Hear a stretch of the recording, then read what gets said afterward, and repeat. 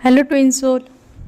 आज के इस वीडियो में हम आपके पेरेंट्स के बाउंड मतलब फादर बाउंड और मदर बाउंड आपकी ट्विन फ्लेम जर्नी को किस तरीके से अफेक्ट करते हैं इसके बारे में बात करेंगे।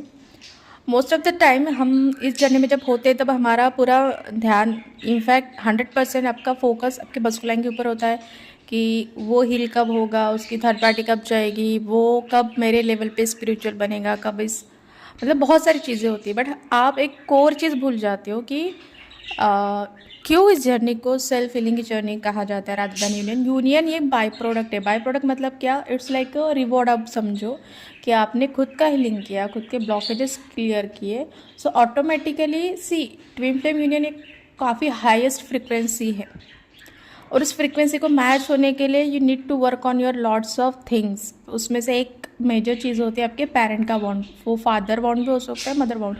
और बहुत सारे लोगों को लगता है कि फादर बॉन्ड मदर बॉन्ड जब वो अपसेंट होते हैं तभी होते हैं। Not necessary. हो सकता है कि आपका घर हो, आपके माता पिता हो और उन दोनों के बीच में बहुत ज़्यादा मेजर प्रॉब्लम ना हो, तब भी आपको मदर फादर बॉन्ड हो सकता है।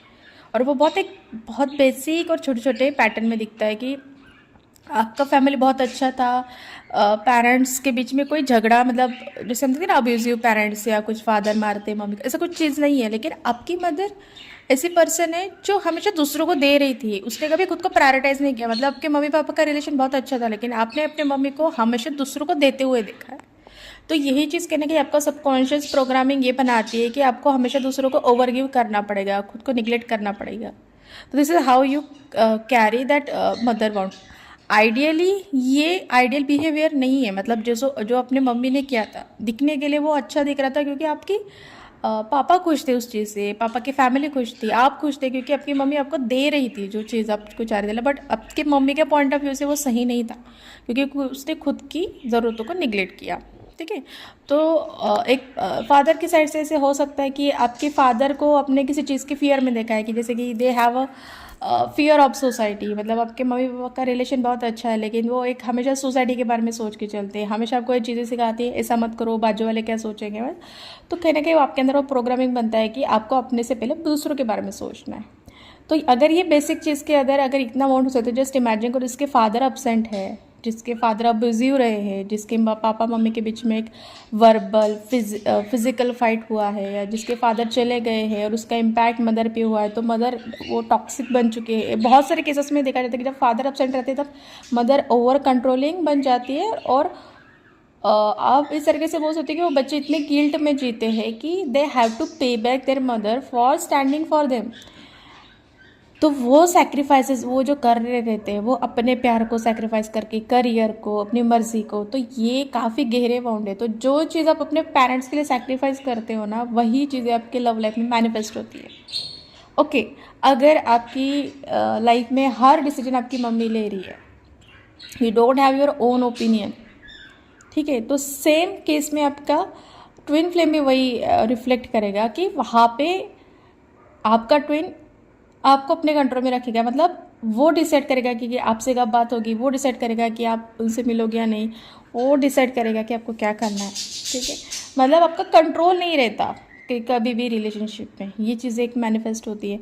फादर वन अगर आपके फादर अपसेंट है तो आपको वो पता ही नहीं कि हाउ अ मेल फिगर जब आपको प्रोटेक्ट करती है, जब आपको प्यार करती है, तो किस तरीके से फीलिंग आती है।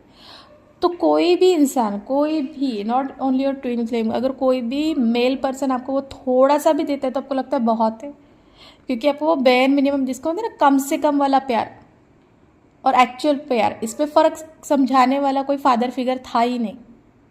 ये एक चीज़। दूसरी चीज़, आपकी मदर की प्रोग्रामिंग ये होती है कि तुम्हारे पापा नालायक इंसान थे, चले गए, सो you should not and up with the same kind of person. तो वो जो फियर है ना कि अपनी मम्मी को जैसे हस्बैंड मिला था वो वैसे मुझे ना मिले, तो ये जो सबकॉन्शियस फियर है, not only with your twin flame, आपकी एक्चुअल शादी में प्रॉब्लम करती है कि आपकी शादी हो नहीं पाती है। मतलब इवन आपका ट्विन फ्लेम शायद रेडी हो लेकिन आप अंदर से रेडी नहीं हो पाओगे अगर आपके अंदर ये फियर आप कैरी कर रहे हो। और कहीं ना कहीं ये फियर है ना कि मेरी शादी गलत इंसान से होगी क्या, इसकी वजह से भी आपकी यूनियन नहीं हो पाती है। ठीक है। तो ये कुछ रीज़न्स होते हैं। या फिर ये रीज़न हो सकता है, जैसे फादर मदर बॉन्ड में और एक चीज़ देखी जाती है कि दोनों के बीच का रिश्ता कैसे है। अगर उनके दोनों के बीच का रिश्ता इतना रिस्पेक्टफुल नहीं है, मतलब झगड़े नहीं लेकिन रिस्पेक्टफुल नहीं है, म्यूचुअल अंडरस्टैंडिंग नहीं है, तो कहीं ना कहीं वही आपके रिलेशनशिप में मैनिफेस्ट होता है। अगर आपकी मम्मी का नेचर है कि वो हर बात पे आपको ब्लेम कर दे, मतलब घर में कुछ गलत हुआ तो आपके ऊपर ब्लेमिंग आती है, या फिर वो हमेशा आपको ये सुनाती है कि उन्होंने काफ़ी सैक्रिफाइसेस किए, तो सेम आपका ट्विन भी आपको हर चीज़ के लिए ब्लेम करेगा अपने लाइफ के अंदर। ठीक है, तो जब आपके फादर एब्सेंट रहते हैं तो कहीं ना कहीं आपके एक मेल कम्युनिटी के लिए एक रिजेंटमेंट बन जाती है अपने अंदर। ठीक है, सो आइदर आप किसी के लिए भी सेटल हो जाओगे, या आइदर आप पूरे टाइम एक मेल कम्युनिटी के लिए हेट्रेड फील करोगे अपने अंदर। एंड पर्टिकुलरली फेमिनाइन, मतलब मैं talking about female gender wise, उनको बचपन से एक प्रोग्रामिंग की जाती है कि मर्दों के ऊपर कभी भरोसा करना ही नहीं चाहिए। मतलब आज की डेट में जो जितना हम देखते हैं कि लड़कियां बिल्कुल भी सेफ नहीं है, नॉट इवन देयर होम, तो उनकी मम्मी को उस तरीके से उनको बताना पड़ता है, ट्रेन करना कि don't even trust your uncle, trust your father और एनीबडी। तो जस्ट इमेजिन जिस 5-6 साल की बच्ची का अगर ये ट्रेनिंग हो रहा है कि she can't even trust her own father in terms of safety, जब वो आगे जाके बड़ी बनती है she can't trust fully the masculine person. तो नॉट जस्ट ट्विन फ्लेम, उनके लाइफ में जो भी इंसान आएगा वो 100% उसके ऊपर ट्रस्ट नहीं कर पाएगी, वो अश्योरेंस ढूंढती रहेगी कि ये चीट तो नहीं कर रहा है, ये गलत तो नहीं करेगा, ये मुझे हार्म तो नहीं करेगा। मतलब जो ट्रस्ट फैक्टर है ना, कि मर्द लोग ऐसे ही होते हैं, मर्द लोग के अंदर लस्ट होता है, मतलब कोई पर्सन उसको सच में प्यार देना चाहते हैं तो वो उसको प्यार नहीं, उसको लस्ट की तरह समझ सकती है। तो ये सारी चीज़ें होती है, और ऐसे लड़कियों की लाइफ में ऑब्वियसली ऐसे ही लोग अट्रैक्ट होते हैं। अभी यहाँ पे ना एक पैराडॉक्स लगता है कि जिस चीज़ की फियर है वही लोग क्यों अट्रैक्ट होते हैं। मतलब जो चीज़ आप जिसे प्रोटेक्ट करना चाहते हैं ना, वो चीज़ आपके लाइफ में क्यों आनी चाहिए। जिस चीज़ को इग्नोर करो तो वो चीज़ क्यों आती है, क्योंकि वो आपको हील करनी है। ठीक है, हील करनी है मतलब क्या, कि वो जितने भी लोग आते हैं पर्सन आपके लाइफ में, वो चीज़ों को रिजॉल्व करने के लिए आते हैं। जैसे कि आपके फादर इमोशनली एब्सेंट है, आपको इमोशनल सपोर्ट नहीं मिला, तो आप ऐसे ही इंसान के पास आप जाओगे। मतलब आपके फर्स्ट दिमाग में ऐसे नहीं रहेगा कि चलो ये इमोशनल अवेलेबल है तो इसके साथ हम रहते हैं, ये आपके दिमाग में नहीं होता है। लेकिन आप शुरुआत में आपको लगता है कि इंसान सही है, लेकिन बाय द टाइम वो इंसान इमोशनली अनअवेलेबल बन जाता है, तो ये पैटर्न बनता है। तो आपको लगता है आपके साथ यूनिवर्स गलत कर रहा है, बट एक्चुअली वो आपको एक बता रहा है कि तुम्हारे अंदर एक पैटर्न है, क्योंकि तुम्हारे फादर इमोशनली अनअवेलेबल थे, तुम ऐसे लोगों को अट्रैक्ट कर रहे हो। तुम वो चीज़ हील करो, तुम्हें वो वैसे वाला इंसान मिलेगा। क्योंकि अगर इस तरीके के लोग आपके लाइफ में नहीं आएंगे तो आपके पास सही इंसान भी आएगा ना, तो आप उसको भी अपने आप से दूर कर दोगे because of your own want. ठीक है, तो इसीलिए आपको पहले गलत लोगों से, गलत से ज़्यादा हम बोलते हैं कि कार्मिक लोगों से मिलाया जाता है, ताकि आपके अंदर की प्रॉब्लम्स रिफ्लेक्ट हो सके, और उसके बाद एक डिवाइन यूनियन के लिए आप रेडी हो जाओ। हो सकता है आप डिवाइन यूनियन के लिए रेडी हो, लेकिन आपका मस्कुलाइन ना हो। उस केस में आपकी अगर से खुद की जर्नी अगर हीलिंग की ऑन ट्रैक है, तो ऑब्वियसली उसके बाय प्रोडक्ट, उसके रिवॉर्ड्स आपको मिलेंगे, करियर में मिलेंगे, हेल्थ में मिलेंगे, सोसाइटी में मिलेंगे। ठीक है, पेरेंट्स में बहुत सारे लोगों का पेरेंट्स के साथ के रिलेशनशिप काफ़ी हद तक अच्छा हो जाता है।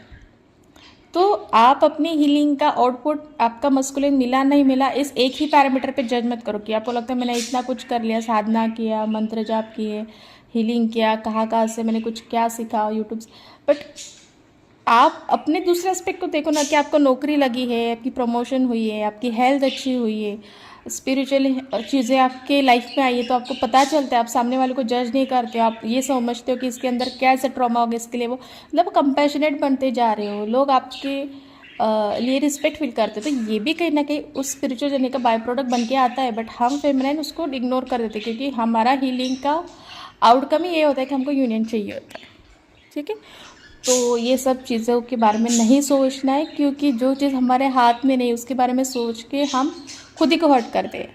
अभी यहाँ पे एक बात आती है कि सब समझ में आता है, कि हमको पता है कि वी शुड नॉट चेज और मस्कुलाइन, लेकिन वो चीज़ का पेन, वो चीज़ का खालीपन नहीं जाता है। तो इसका एक ही सोल्यूशन है, जब भी आप लो फील करो, ऐसी कोई एक्टिविटी आपकी ऑब्वियसली होगी, सिंगिंग होगा, डांसिंग होगा, आपको टैरो ट्रेडिंग करना अच्छा लगता है, किसी के लिए एस्ट्रोलॉजी सीखना अच्छा लगता है, ऐसी कोई चीज़ है उसमें आपका ध्यान दे दो।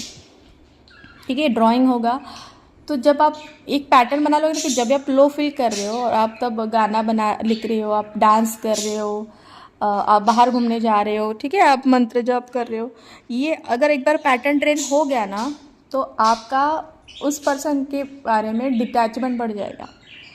क्योंकि आपने पेन और उसकी याद दोनों का एक कॉम्बिनेशन खुद को ट्रेन करके रखा है कि उस पर्सन की याद आएगी तब रोना है, लो फील करना है, ये पैटर्न आपको ब्रेक करना है। उस पर्सन की याद को आप एक दूसरी चीज़ से ट्रेन करवा कि उसकी याद आएगी तब मैं गाना लिखूंगी, उसकी याद आएगी तब मैं डांस करूंगी, उसकी याद जब आएगी तो मैं बाहर घूमने जाऊंगी, उसकी याद जब ज़्यादा आएगी ऑब्वियसली आपको 24/7 भी हो सकता है कि याद आ सकती है, बट जब आपको ऐसे लगता है कि अभी रोना आ रहा है, अभी हैंडल नहीं हो पा रहा कि क्या करे, कुछ समझ में नहीं आ रहा है, तो ऐसी कोई ना कोई चीज़ रहेगी। किसी को एस्ट्रोलॉजी सीखना अच्छा लगता है, एस्ट्रोलॉजी की वीडियोज़ देखो, पॉडकास्ट देखो, नए नए हीलिंग कोर्सेज ज्वाइन करो जिसमें आप हीलिंग करोगे। जस्ट ट्रस्ट में, जब आप खुद लोवेस्ट में रहते हो और अपने जैसे लोवेस्ट लोगों को देखते हो और फिर आपके अंदर वो फीलिंग आती है कि मुझे भी किसी और के लिए कुछ करना चाहिए, तो that is the true motivation. ठीक है, सो मैं सारी फेमिनाइज को बताना चाहती हूँ कि अपनी हीलिंग का बाय प्रोडक्ट या अपने हीलिंग का क्या कह सकते हैं कि जैसे एक सक्सेसफुल पैरामीटर अपने मस्कुलाइन को मत बनाओ। ठीक है, अपने लाइफ के अदर एरियाज़ में कितना बेटर कर सकते हो उसके बारे में सोचो। ठीक है, करियर हो गया, फैमिली लाइफ, आपके पेरेंट्स के लिए आपकी कोई रिस्पॉन्सिबिलिटीज़ है। ठीक है, ऑब्वियस रिस्पॉन्सिबिलिटी एक चीज़ होती है। ठीक है, but you don't have to be loyal like आप अपने पेरेंट के लिए एक वाइफ या हस्बैंड के जैसे लॉयल्टी नहीं रख सकते कि आप लाइफ टाइम, क्योंकि उनके हस्बैंड वाइफ और उनके कार्मिक कॉन्ट्रैक्ट अलग है। वो आपके पापा के साथ था, उनके लाइफ में कोई और पर्सन था उनके साथ था, आपके साथ उनका गर्लफ्रेंड बॉयफ्रेंड वाला रिलेशनशिप वाला रोमांटिक रिलेशनशिप वाला कॉन्ट्रैक्ट नहीं है। So you don't have to be loyal by making sacrifices for them. आप किसी और को चूज़ करके उनको चीट नहीं कर रहे हो। ठीक है, तो ये पहली बात आपको समझनी चाहिए। Even though your parents make you feel like आप चीट कर रहे हो उनको, चूजिंग समबडी टू लव। ये पैटर्न आपको अपने अंदर ब्रेक करना है without any kind of guilt.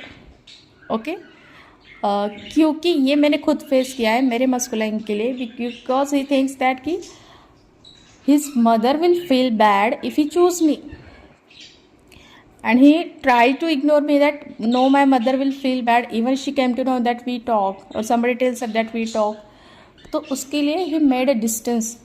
So that's why I'm telling you कि ये सारी चीज़ें ना कि अपने पेरेंट के लिए लॉयल रहना लाइक अ लाइफ पार्टनर कभी ना कभी उनके साइड से हमारे साइड से सेपरेशन क्रिएट करता है। आप अपने बारे में सोच कर सकते हो लेकिन अपने मस्कुलाइन को ज़बरदस्ती उस चीज़ के लिए ट्रेन नहीं कर सकते। ठीक है, सो कभी ना कभी उसको भी रियलाइज़ होगा। ठीक है, जैसे कोई बहू आती है तो वो सुनती है ससुर वाला की, ट्राई करती है, बहुत ट्राई करती है, बट जब उसको एक पॉइंट आता है कि उसको समझ में आता है कि इतना सैक्रिफाइसेस करने के बाद उसके ससुर वाले उसकी वैल्यू नहीं करते, तो कहीं ना कहीं उसका भी वो बर्स्ट आउट निकलता है। वैसे आपके भी मस्कुलाइन का किसी भी इंसान का निकलेगा। Okay, so you should not wait for them, you should think about yourself. So that's all for today's video. Thank you.